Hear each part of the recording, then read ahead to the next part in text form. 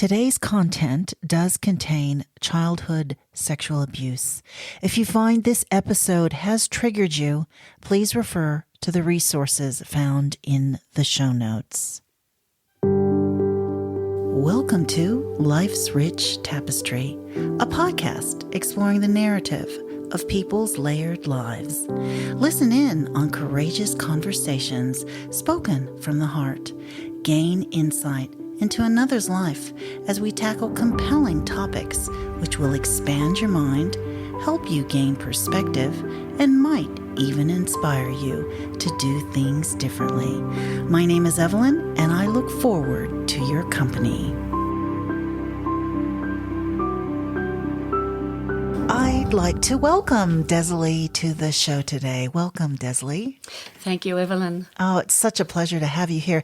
I want to actually start at the beginning of your story. Tell me a little bit about your family, where you grew up, and It's my pleasure to tell my story today. My story begins really with my father as a young 26-year-old being killed in a car accident, and my mother was married and had the twins in Parkes, and then she gave birth to me 18 months later. I guess from that story, my father dying, my mother was 21 as a widow, and she was needing a lot of support, and which she actually got from her family. And I know that in particular her father and mother, were there for her. But again, it's very difficult for a 21-year-old to be in that situation and be stuck with pretty young children, basically. And so our life sort of changed at that point. We were living in Katoomba, and then we moved to a house in Blackheath where my mother had moved in with a gentleman who virtually took over the three children, basically, and supported them.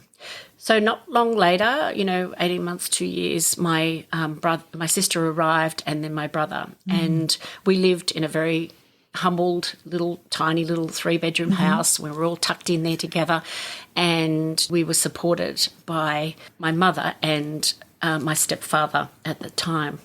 I was a really good little kid. My brothers were normal twins. They were wild and very interested in things, and loved scaring us. And so we had a really nice little childhood. We didn't have a lot of money. With my father dying, unfortunately, at that time, and even throughout my childhood, the story of him dying really never was discussed, unfortunately. And so I think for us, we were sort of still searching. I guess we knew that my stepfather was possibly our father, but we never called him Dad. We called him by his first name. Basically, we lived in this little house and went to the local public school up in Blackheath, and we probably were about maybe nearly 2 kilometres away. For little kids, that was a fair way, and we walked to school mostly. My mother had a couple of jobs, local jobs. She always had a job and worked usually cleaning or, managing something, but didn't actually have a trade at that point. And we went to that local school. And we were pretty good kids, I think, but, we were there was 5 of us, so there was lots of fun times and things. And we had, a very, very good community network around us and who supported us. And, my stepfather definitely, provided, a house and a home. Unfortunately, my mother was a victim of domestic violence herself. How she managed that really was, possibly just telling us a bit of a story. I just fell out of the back of the truck, or I knocked myself, or different things like that. And the stepfather did drink a little, and unfortunately would become quite violent. Yeah. Can you just, what year was this? Around what time? So now you're asking me. So again, when my father died, I was 3. And then, of course, we just started off in the public school. Growing up, it was about the 70s. Is that correct? So it would have been just a little bit before the 70s. Okay. So 60s. I was born in 1957, a cute little baby at Katoomba Hospital. And, so it would have been definitely in the 60s, 70s coming through there. We had a car, but definitely no seatbelts. And we're all jammed into those cars. Yeah. The domestic violence, did you actually realize, though, that it was your stepfather doing this to your mom? Or the way she covered it up, you thought, oh, maybe she did actually fall down? Yeah, and I think one of the things is we have visions of parents that would never hurt anything or anybody. But I guess, we were sometimes the brunt of that violence. We often, as we were called, a belting. We'd get a belting for whatever we did. And, in those days, it was quite common that we did it, not acceptable, but it was common.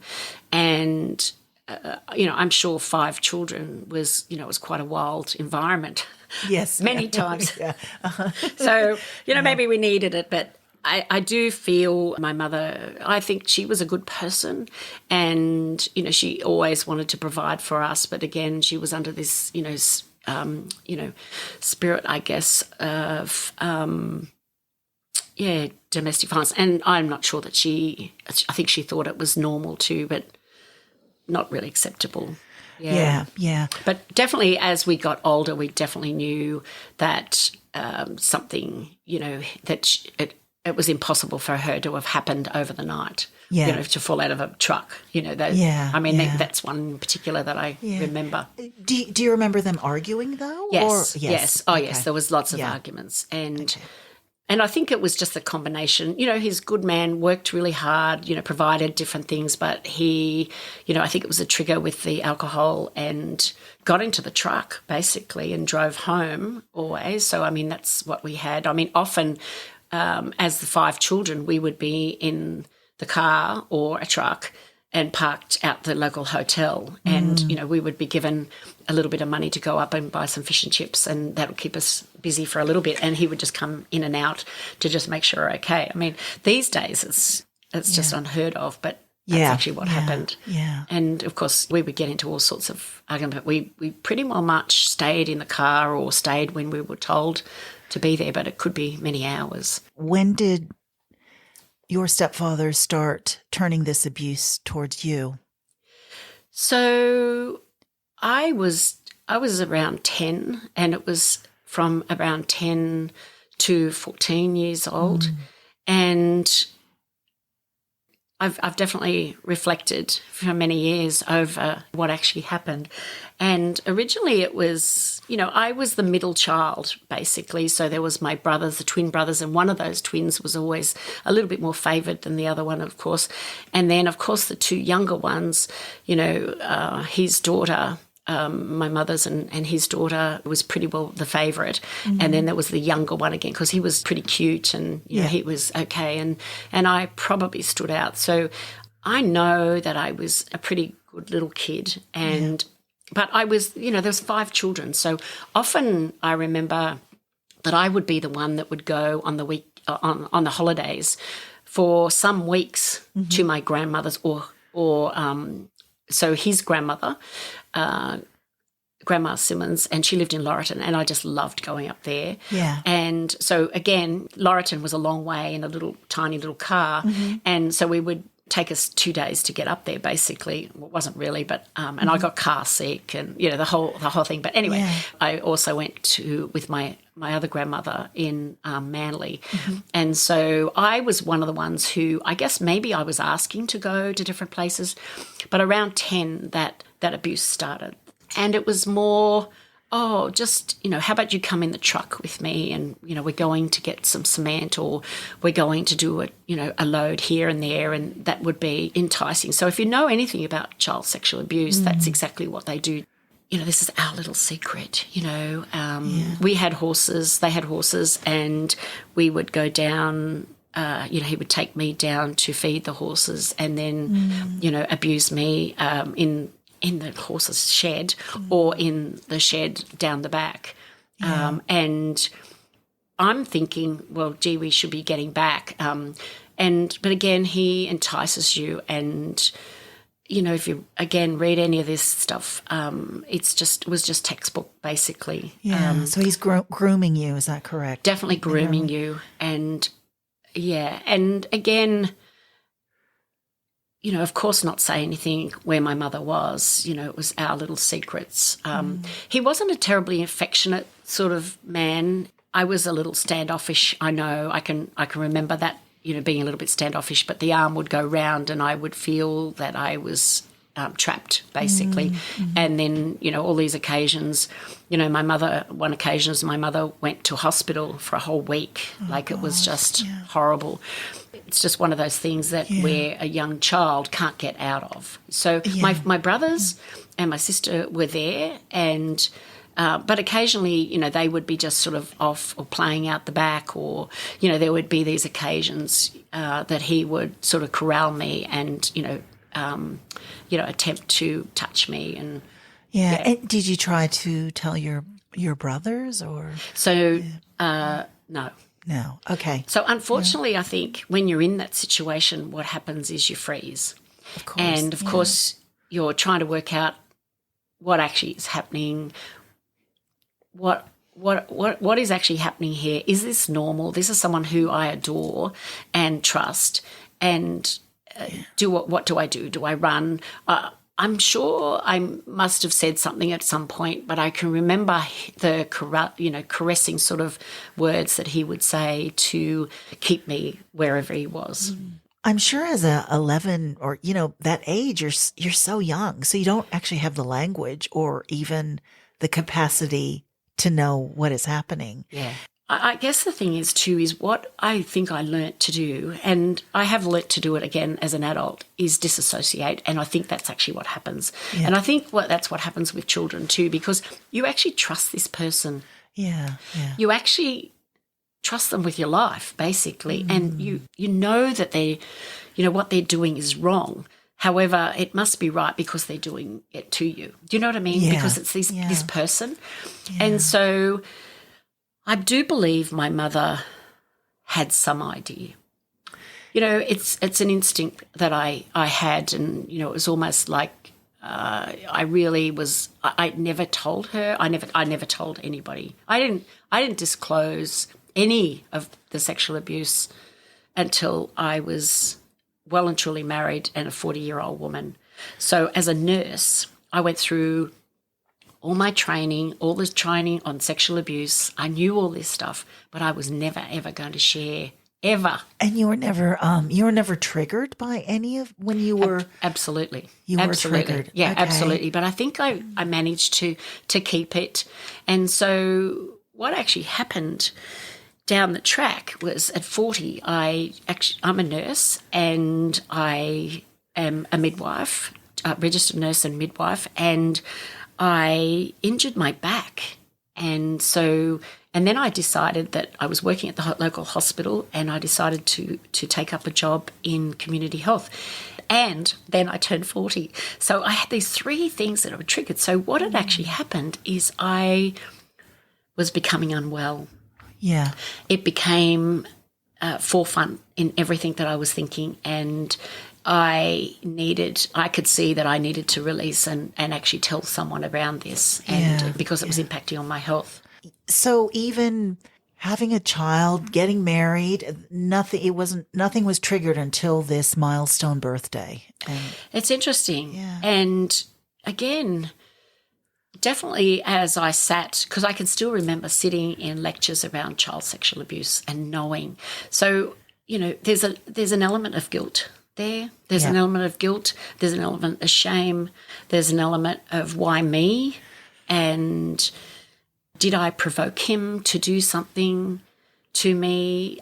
Did it actually happen? Yeah. And then so part of me didn't want to even explore that. So I did. I locked it up pretty much. And, we've spoken before, and, we talk about the can of worms, and, that can of worms is pretty well sealed in there, and once we open that can of worms, there's no going back, basically. Yeah. So once I told my husband, we'd been married, we had 2 children, beautiful relationship, and yeah, he, he was pretty well shocked and, knew my stepfather well. And so it was interesting because what he did was just went silent for nearly 2 weeks. Definitely wanted to lash out and, say something to him and, definitely protect me, I guess. So you were abused from 10 to 14. Yes. And he just stopped at 14. Was that kind of what happened, or? So what actually happened at 14, our story is very interesting and probably longer for today, but he ended up moving away, and he moved away briefly. At 14, I'm starting to work out not to put myself in that situation to be alone with him. So I'm not too sure exactly, but around that time. And so he physically wasn't there. So, and that was one of the things. And at 16, I actually left home, just ran away from home. So. And you never found any time to confront him before you were 40? Or you just wanted to forget about it? Just wanted to forget it. Yeah. Yeah. And, he, I knew that he knew what had actually happened. Yeah. And, I think, I'm not sure what was going to be what was going to be the result of that. And it wasn't until 40 when I mentioned it to my mother that, she didn't believe me for a start. And she said, well, I'm going home to ask him, which she did. She went straight home and said to him, Decalie has said that you did this to her. And he just said, it was so long ago and she's nuts anyway and it doesn't really matter. So to me, that was the admission. Yeah. And I know what happened, and he knows, and he knew what happened as well. So we were always told to tell the truth. And bringing up, when we talk about domestic violence, if we just told the tiniest little squeak of a lie, we were in big trouble.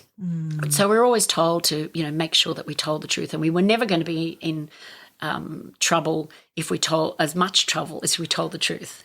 So we're going to be big trouble if we told a lie, but we're going to be much better. So why would I want to lie about that? So you've told your husband, yes, and he's quiet for 2 weeks, yes. And so what do you do next? So I'd also gone to my local doctor because I was unwell. I was physically unwell and I needed to confront him. And the doctor was amazing, really. He just sat with me. He just said, look, this is a big road. We can work this together. We can get some counselling.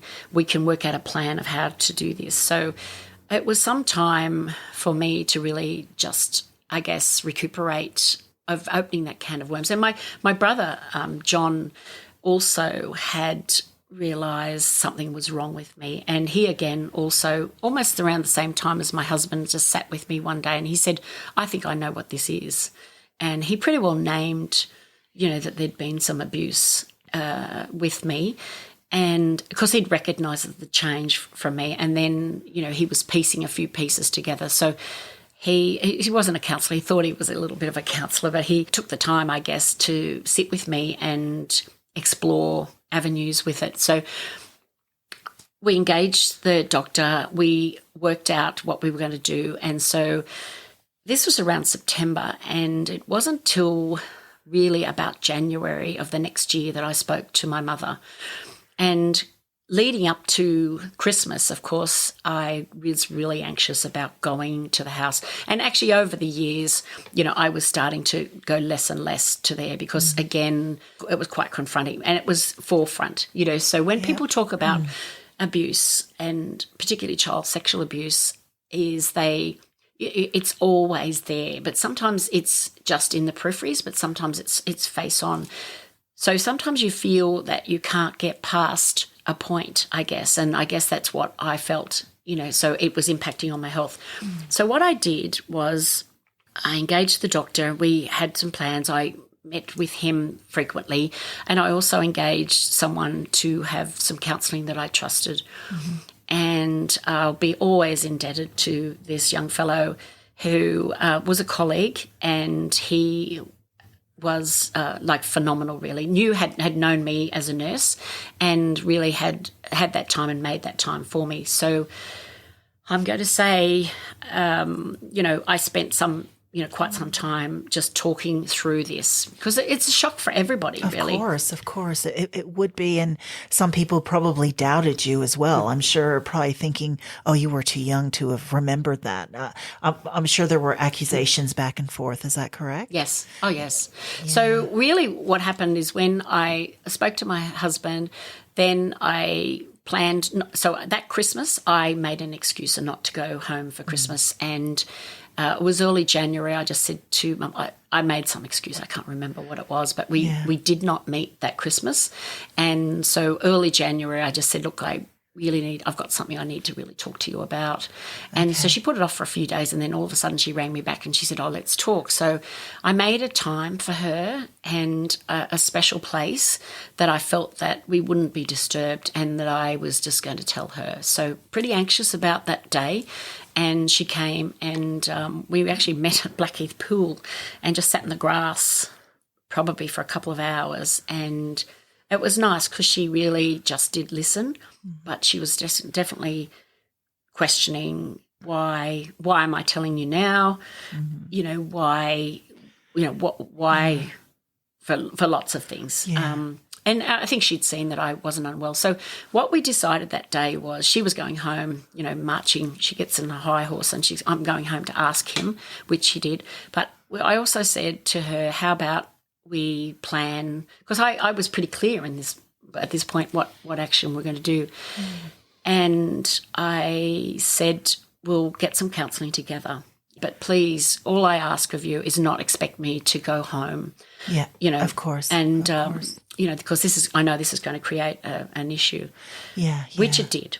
I'm sure it did. Now, this might be going a bit back, but I know that you shared with me privately that he was unwell and you actually went to help him. Was this before the whole thing? Maybe that was the trigger? It was also a trigger, yes. Okay. So he was unwell, and I'm going to say maybe 6 months before this September. So he ended up having some major heart surgery and was home in bed and, needed to have some, nurse things occur. And, of course, I'm a nurse, so I can do them. And my mother asked me to help him. And I'd definitely been involved there, but I think that was the real trigger. I think you're absolutely right, Evelyn.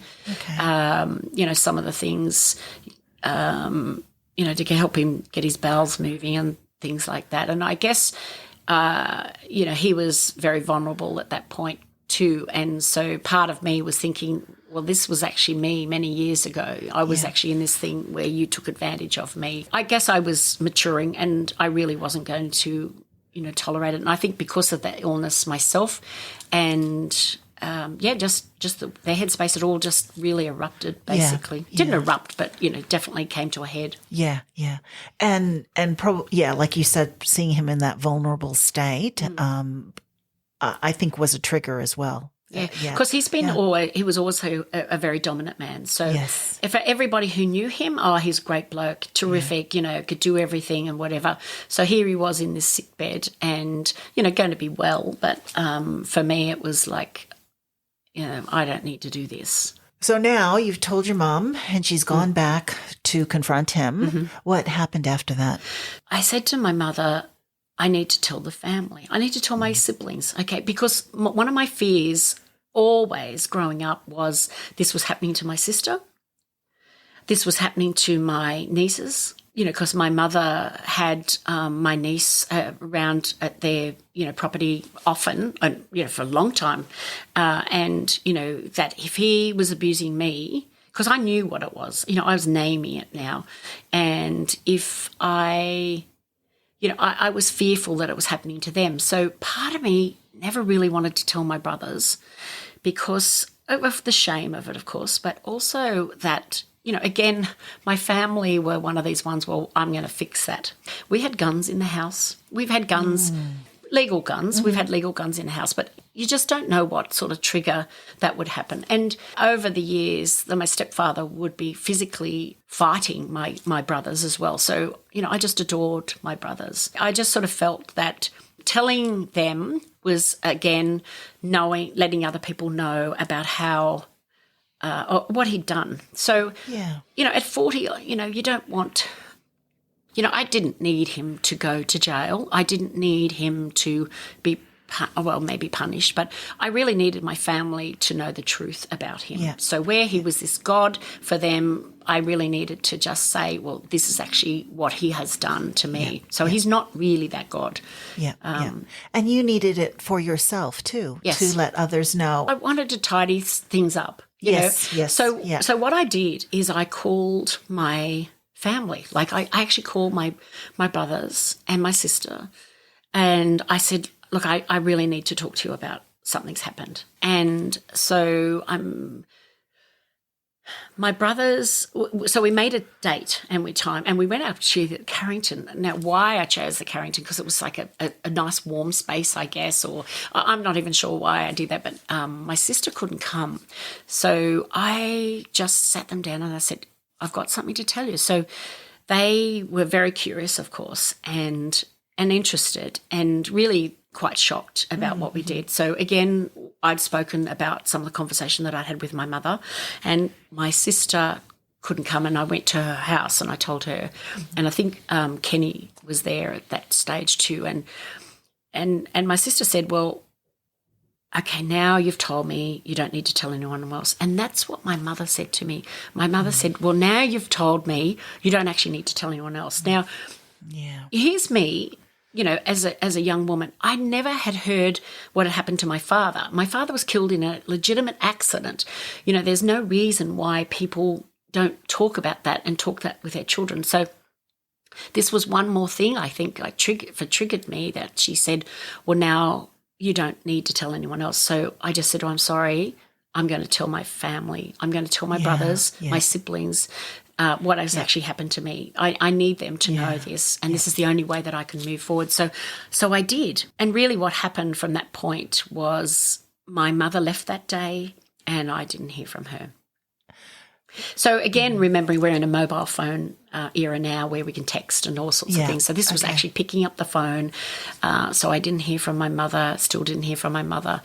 And lots of events, Easter, Mother's Day, and then arrived for my next birthday, a nice little card that, a sweet card, but not a cover. And it was, to dear Decalie, we love you, love Mum.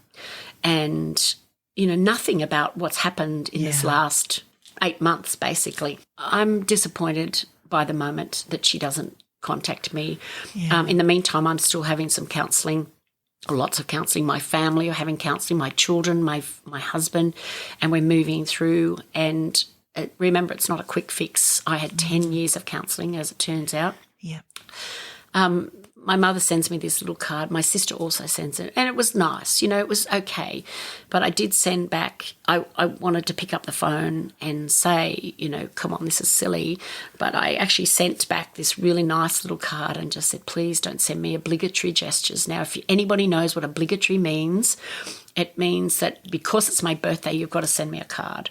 Send it because you love me. Send it because you want to be part of there. And basically I sent it back and that was it. And I didn't hear from them again. Okay. You didn't hear from them until she actually passed. Is that correct? No. So I was pretty well outcasted. And not deliberately, I don't think, but, I wasn't invited to many family things, and my children weren't invited to different things. My mother didn't. He pretty well disassociated herself from us. She was pretty wild, but it was unfortunate, really. As some of the siblings' children's events would happen, we were definitely invited to them. But again, we were not included in many things, and Christmases and things like that, we definitely didn't go to those. And it wasn't until my mother was starting to get sicker and sicker. So she had emphysema and she was a smoker and Beck's taker. And so her health wasn't great either. Ken had actually died, and she ended up having oxygen at home. So she was getting sicker and sicker, and it was coming around Christmas time, knowing that she was going to be, or she was in hospital. So I wrote a letter to her, and I wrote this letter, and it was actually like a thesis. So I don't know, 14, 15, 20 pages long. I don't know. But I actually thanked her for the mother she was to me. I thanked her for the gifts that she gave me. I thanked her for the gift and the love of cooking, the love of gardening, the love of, flowers, the love of making things, the love of even work, good work ethics and things. So I really thanked her. I did point out, though, it was unfortunate she missed out a lot of the children's milestones and seeing them learning to drive and learning them, they're finishing school and now in their careers and, just playing with the dog and the photos and things that they probably missed. But I made it a really positive letter, and in the end I invited her to, a few places, inviting her to call me anytime that she felt to pick up the phone and call me. And I know, so what happened the day that I wrote it, I actually also posted it to my siblings. Mm-hmm. And my sister had not spoken to me, like with my mother, and my youngest sibling, of course, we had kept in contact. But I sent everybody a copy of this, and I went to the hospital with a beautiful bunch of flowers, and part of them were from my garden, and went to go to deliver them to her in the hospital. Yeah. And my sister's car was out the front. Mm. My daughter was with me, and she said, "Mum, you don't have to do this." She said, "I'll do it for you." And what had happened is when my mother was in hospital, there was sort of a note put on the phone that if I called, I was not to be given any information about my mother, which was really hurtful because that's the hospital that I used to work in. And so I thought, I don't need my mother to be confronted with me going there. I don't need her to be upset. So I let my daughter take it in for me. So she took the bunch of flowers in with the letter. Yeah. And I know my mother warmly welcomed her. She read the letter, and I think she read it. And she was going to respond to it. She'd shared it with many of her, like with her sister and, a few friends that she'd had, and she was quite heartened, I think, by it and was going to respond. But she died probably 6 months after that I'd given that to her. So for me, though, it was closure. My mother really, this is for like 10 years, pretty well much that we hadn't had much to do with each other. And I wasn't angry with her. I think she made some really poor choices in picking relationships, but staying with the relationship. I think one of the big things is when I first disclosed to my family, they couldn't believe me because this was an older man. So I think that's one of the things when, people disclose a little bit later. I just said, he's like you. He's like you right now. You're a young, gorgeous young man in your prime. That's what he was like. He's not the older generation that you're looking at right now and thinking that he's not capable of that. He was in a different era for himself. And I think that's what people don't realise. Yeah. They can't imagine that he could have done something like this because you're right. He's an older man. Did the secret spread or not really? It just stayed within your family? No, unfortunately, it wasn't as positive as I guess I knew the consequences of when I opened this can of worms. Yeah. I actually knew what was going to happen. And so my mother had some really good associations in the community because, it's a very tight-knit community and she lived there. So, there was definitely her friends who, I don't know what they were told, but the truth was that he was a pedophile. Let's not cope that at all. And unfortunately, for some people to say, but he was such a good man and he was all this. And yes, he was a good man in those things, but this is actually what he did. Yeah. This is a criminal offence. Yeah. And it impacted me and possibly some other people. And I don't know that, but, this is me, a little tiny kid trying to survive in this. So I feel people are entitled to their own opinions, and there was definitely, I was a little bit of an outcast in the community, which didn't worry me because I had my own family. I was very truthful with my own family. I think it saddened my family to see that, this was a way that I was possibly treated. And I think part of that is unintentional because, and I do, my own siblings, I just adore them. I just adore them. But I know it was difficult for them. I put them in a difficult position this wasn't my doing, though. Yeah. I was, and it's not your fault. no. This was not my doing. Yeah. This was something that had happened, and I was just telling the truth. And unfortunately, it wasn't portrayed like that. And I think with child sexual abuse, I think this is one of the hardest things, is to accept it and even imagine it.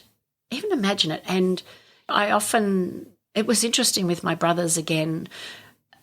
John just accepted it. He said, Des, you don't have to tell me any of the details. I don't need to know. But part of the family did need to know. Wayne had always said, I really need to know the details, because, again, it's that, did this really happen? Yeah. Or whatever. Yeah. And I've always said to him, I'm happy to tell you the details, but, we've never gone back to that. I'm always happy to tell them. But what my fear was, I didn't want it to happen to anybody else, ever. Of course. And I don't want it to happen to anybody else, because there's triggers for us every day on the news. There's key people who are in these roles, and this is what they've done to someone else. Yeah. And as much as we have therapy, we have treatment, it is always going to be there.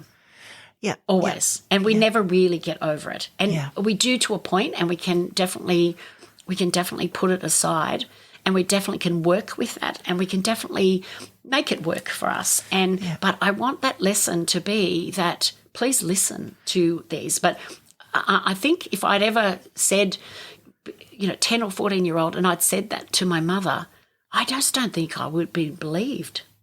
Yeah.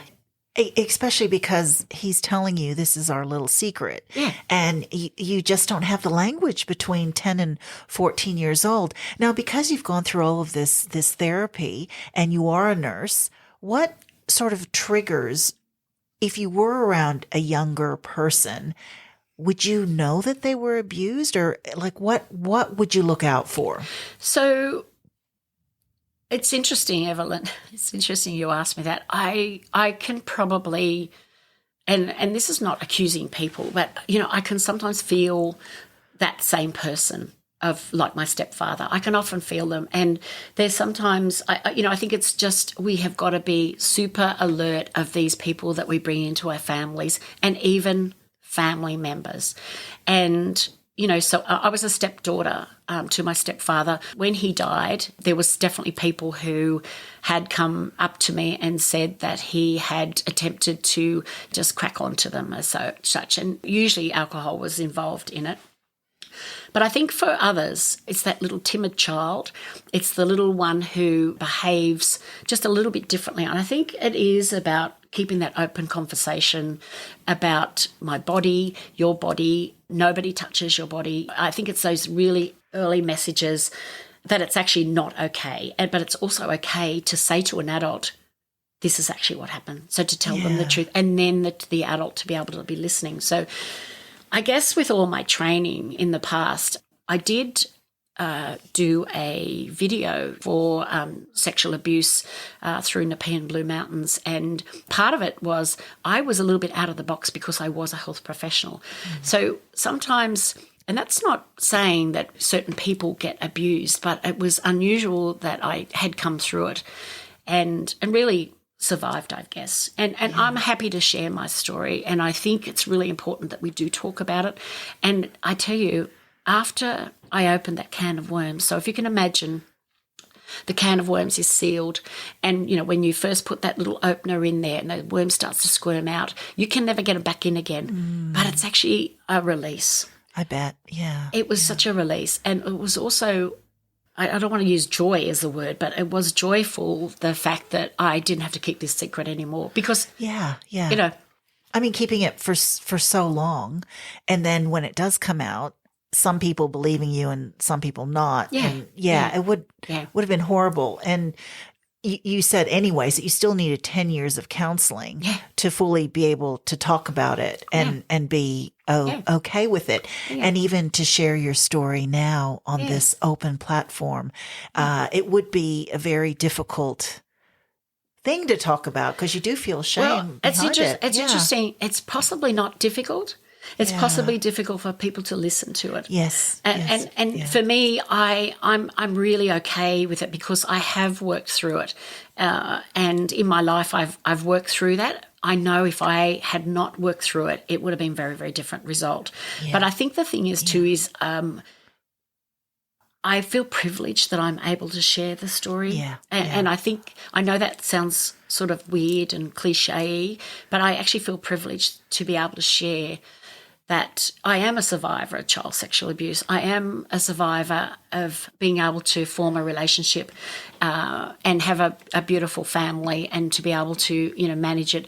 I guess it's interesting, Evelyn, one of the things that I find I have changed. Yeah. And so, and I don't want this to sound funny, but I sort of have to cut to the chase. So I have to get right to the point straight away where I don't put up with a lot of, and I don't like the word crap, but I don't like to use too much crap. Yeah. So I have to have people to be honest with me. Yeah. I don't do, telling fibs very well at all. And there's no need to have these secrets. This has happened to you. It's something that it is beyond your control is what I want to say. So I've had many, many years now to think about it, but I really want those who are at home, maybe listening to this, maybe know that they might have in a relative in this same situation, that there is help is number one. There is people out there who can help them, and there is people who will listen to them, but there also is, you deserve to have a good life. So, deal with it as soon as you can feel that you are feeling strong enough to do it, and get people that are helpful around you, surround yourself with really helpful people. I mean, marrying my husband, when I met him, I just went, oh wow, I'm going to marry him. I just knew straight away, and I knew that I was in a loving, helpful relationship. And I think that's the difference of when we talk about what were the triggers. My husband is so amazing with me and treated me so beautifully that it was so obvious then that my family life upbringing was quite unusual and abnormal, where I thought, when I was living in it, I thought it was normal. Yeah. And in fact, it's not normal. So, Decalie, how has it felt just talking about your story now? Well, actually, Evelyn, I think I'm going to cry. I think I just sort of feel, look, it does bring it up for you. Yeah. And I just think the thing is to, again, it's a joyous tears. These are not sad tears. These are joyous that I can, contribute to someone else's life. Yeah. And I feel that, I guess I just feel so strongly about speaking about it. And I just applaud, these environments that people are safe. Evelyn has made me feel really, really safe here today. Yeah. And I think that I want all those kids and adults and those who are in, similar situation to be able to feel safe to speak out. Yeah. And if there's anything else, again, that I can contribute, as I say, our story is a funny little story, but it's the absolute truth of what actually happened to us. But I just feel a little teary today, and more joyous tears more than sad tears. So thank you, Evelyn. I do think when we share our stories, and we connect with others, it triggers us. We know that we're human beings, and it might also trigger us that, oh gosh, something actually happened to me. So I know that a lot of conversations can be triggering, but in a good way, because we're definitely in a good way. Yeah. So we're all human beings, and I think one thing I've learned is you can't go around things. You got to go through them. Yeah. And that's what makes I think your story hard, because that's why you got sick at 40, because you went around it. You didn't go through it. And it's going to come up eventually. Whatever we've been through in life, if we haven't dealt with it, it's going to come up wherever you go. And I think one of the things is to remember to, I don't want to say it's a little pothole, and I don't want to say it's a little bump in the road. It's probably a little bit like those, landslips. It's a bit like that. So it's fairly major, but you will survive it. And I think the thing is, I'm turning 65 this year, and, you know, I have had an amazing life, and I feel very, very grateful that I've been a nurse for the majority of my life, and I've been able to help others. And I know, even in my work with mothers and babies, that many mothers do share their stories with me, and I've been able to move them a few spaces forward. You know, sometimes it's back, but at least they're opening up those doors. They're opening up their own cans of worms and being able to live life to the fullest. And, you know, there's definitely sad times. I'm not going to pretend there's not sad times, but there's more and more joyful times. And, you know, that family is really important to you. Thank you again, Evelyn. And yes, here I've cried on air. So, but they're joyful tears, and I really appreciate speaking with me today. Okay. Thanks, Decalie.